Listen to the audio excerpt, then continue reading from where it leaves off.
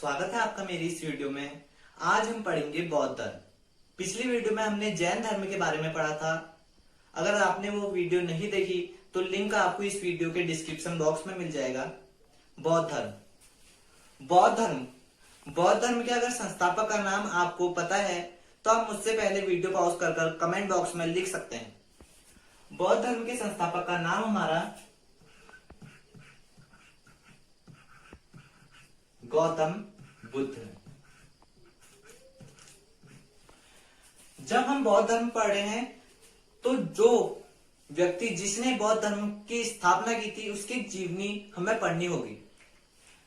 गौतम बुद्ध जिनका जन्म 563 ईस्वी पूर्व लुम्बिनी में हुआ। लुम्बिनी जो आधुनिक देश हमारा नेपाल है वहीं पर कपिलावस्तु के निकट लुम्बिनी में इनका जन्म हुआ। इनके पिता का नाम शुद्धोधन था जो शाक्य कबीले के राजा थे। जब ये जन्मे तो एक ऋषि ने भविष्यवाणी कर दी या तो यह लड़का बहुत बड़ा सम्राट बनेगा या एक सन्यासी। जब गौतम बुद्ध का जन्म हुआ 7 दिन पश्चात इनकी माता का देहांत हो गया और इनकी मौसी महा प्रजापति गौतमी ने इन्हें पाला। गौतम बुद्ध के जो पिता है उन्होंने डर के मारे कि मेरा पुत्र कहीं सन्यासी ना बन जाए, इसलिए उन्होंने उनको महल की 4 दीवारी के अंदर ही रखना उचित समझा और 3 प्रकार के उन्होंने महल बनाए, ग्रीष्मकालीन, हेमंतकालीन, वार्षिक। तो इस तरीके से गौतम बुद्ध का लालन पालन हुआ। गौतम बुद्ध का जन्म हमारा लुम्बिनी में हुआ था, ये हमें पता है, नेपाल जो आधुनिक देश है। बाद में गौतम बुद्ध का विवाह 16 वर्ष की आयु में करा दिया गया। जब गौतम बुद्ध का विवाह हुआ फिर उसके बाद कुछ वर्ष पश्चात इनका पुत्र भी जन्मा जिसका नाम राहुल रखा गया। गौतम बुद्ध के जो पिता थे उन्होंने उन्हें बाहर जाने नहीं दिया, परंतु कहीं ना कहीं से उन्होंने अपने एक रथारोही के साथ सैर करने का निश्चय किया और यहीं से टर्निंग पॉइंट स्टार्ट हुआ। यहीं से जो गौतम बुद्ध की लाइफ का टर्निंग पॉइंट स्टार्ट हुआ। यहां से उन्होंने देखा कि एक वृद्ध व्यक्ति, बहुत ही बूढ़ा व्यक्ति, लाचार है, उसके हाथ पांव में दर्द है, वह अच्छे से चल भी नहीं रहा है, एक उसे सहारे के लिए डंडा चाहिए। और दूसरी बार उन्होंने देखा, आगे चलते गए तो उन्होंने देखा कि एक बीमार व्यक्ति है जिसे 1-2 की सहायता के साथ वो चल रहा है और उसे बहुत ही पीड़ा हो रही है। तीसरी बार उन्होंने एक शव यात्रा देखी जिसमें कुछ लोग बहुत रो रहे हैं, छाती पीट रहे हैं, कुछ बाल नोच रहे हैं और मानव का उन्होंने यहां पर दुख देखा अचानक। फिर चौथी बार उन्होंने देखा कि एक सन्यासी है, वह सांसारिक सुख दुख से उसका कोई संबंध नहीं है, उसको कुछ दुख नहीं है, वह सन्यासी है, उसके आगे पीछे उसे कोई भी कुछ डर नहीं है। तो उन सन्यासी का कंपैरिजन उन्होंने उस वृद्ध व्यक्ति से, अस्वस्थ व्यक्ति से, उस शव यात्रा में पीड़ित परिजनों से किया। तो यहीं से उनकी जिज्ञासा जगी और उन्होंने निश्चय किया कि वह सन्यासी बनेंगे। किसने? गौतम बुद्ध ने। और गौतम बुद्ध जब इन चारों चीजों को देखा तो उन्हें यह लगा कि धिक्कार है ऐसी जवानी पर जो इंसान का पूरा शरीर नष्ट कर देती है। धिक्कार है उस स्वास्थ्य पर जो इंसान के शरीर को कुछ कार्य करने योग्य नहीं छोड़ती।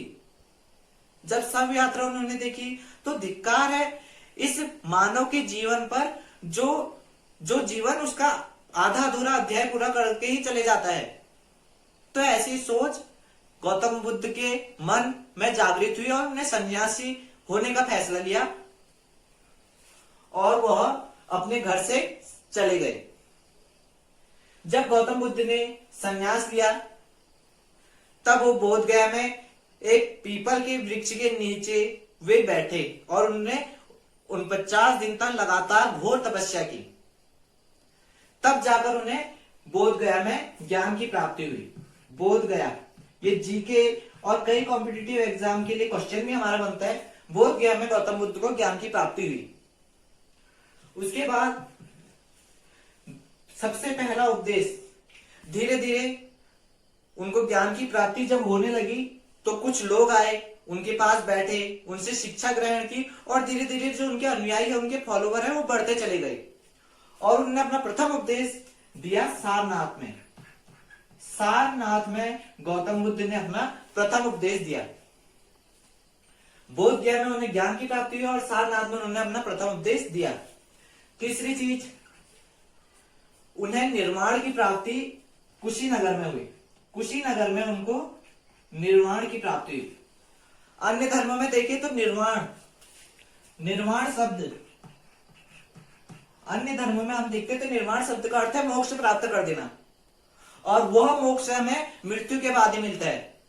परंतु बौद्ध धर्म में बुद्ध का ज्ञान पाठ हमें यह सिखलाता है कि निर्वाण प्राप्ति का अर्थ यह है कि अहम और इच्छा खत्म हो जाना, यानी कि जो मानव खुद के लिए करता है, स्वार्थ भावना से हर चीज देखता है, तो वह भावना खत्म हो जाना।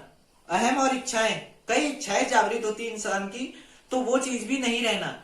तो वही निर्वाण प्राप्ति गौतम बुद्ध ने अपने फॉलोअर्स से कही, यह है निर्वाण प्राप्ति। और निर्वाण प्राप्ति उन्हें कुशीनगर में हुई। 35 वर्ष के आयु में उन्होंने ज्ञान प्राप्ति बोध गया में की, पीपल के वृक्ष के नीचे, और प्रथम उपदेश उन्होंने सारनाथ में दिया और ज्ञान निर्वाण की प्राप्ति उन्हें कुशीनगर में हुई। अब हम गौतम बुद्ध की शिक्षाएं पढ़ते हैं। अब गौतम बुद्ध की हम शिक्षाएं पढ़ेंगे। शिक्षाएं तो गौतम बुद्ध ने बहुत दी थी। जो महत्वपूर्ण शिक्षाएं हैं मैं आपको बता देता हूं।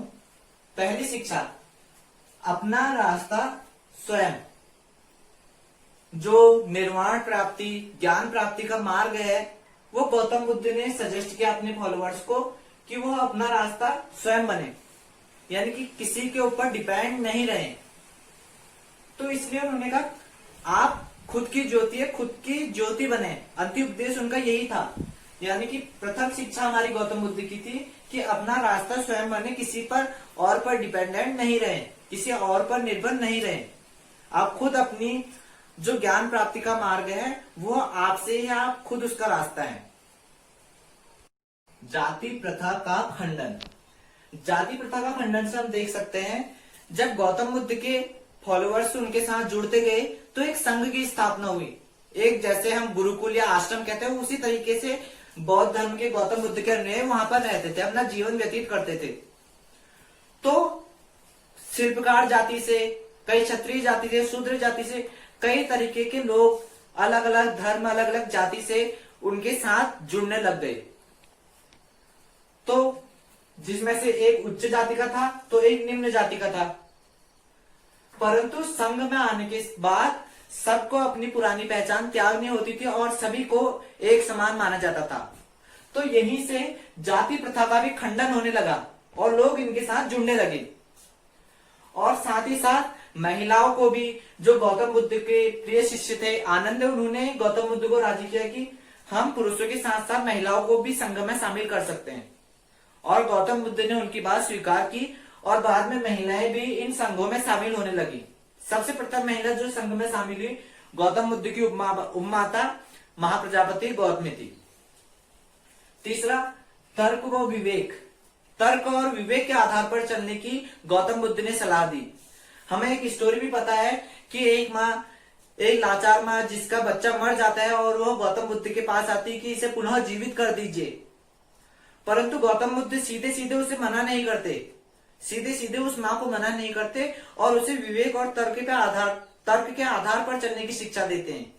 वे उस माँ से कहते हैं कि आप सरसों के बीज किसी घर से ले आइए, और दूसरी शर्त मेरी यह है कि उसी घर से आप उन सरसों के बीजों को लाइए जिस घर से कोई भी व्यक्ति मरा ना हो। हर जगह जाती है पर हर जगह से यह उत्तर मिलता है, सरसों के बीज तो हमारे घर है, परंतु हमारे घर से किसी न किसी की मृत्यु हुई है। तो इसी तरीके से वो लाचार माँ जिसका पुत्र मर जाता है, वह भी जन्म और मृत्यु के चक्र को समझ जाती है और बुद्ध की फॉलोअर बन जाती है। चौथा, ईश्वर ना होना।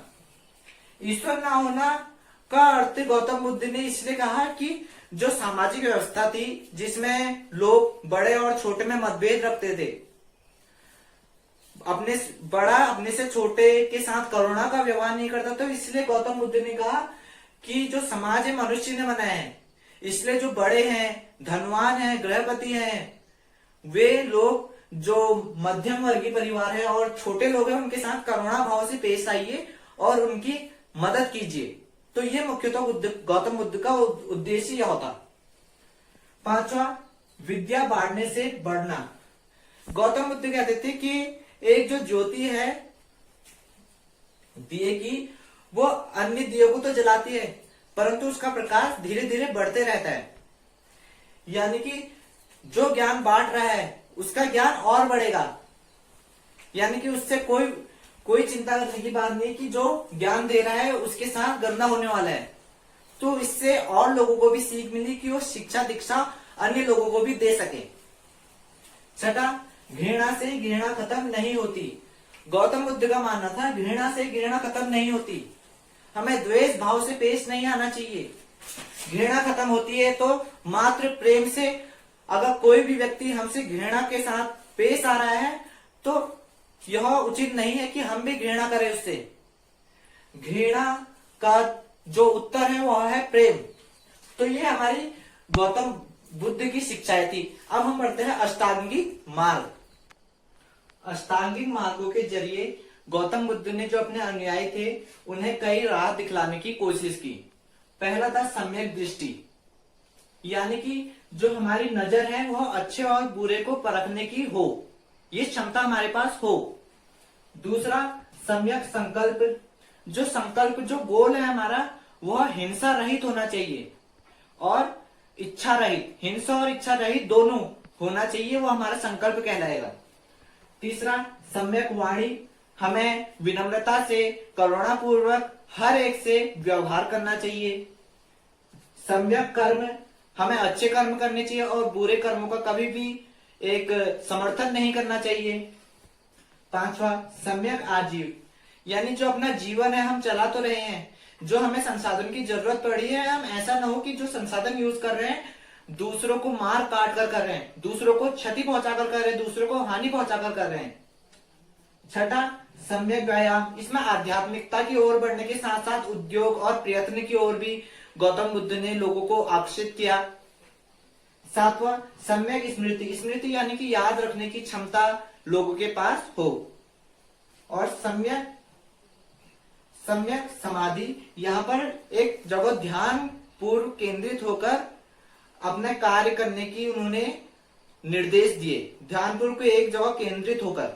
तो ये गौतम बुद्ध के अष्टांगिक मार्ग थे। गौतम बुद्ध की मृत्यु हमारी 483 ईस्वी पूर्व में हो गई।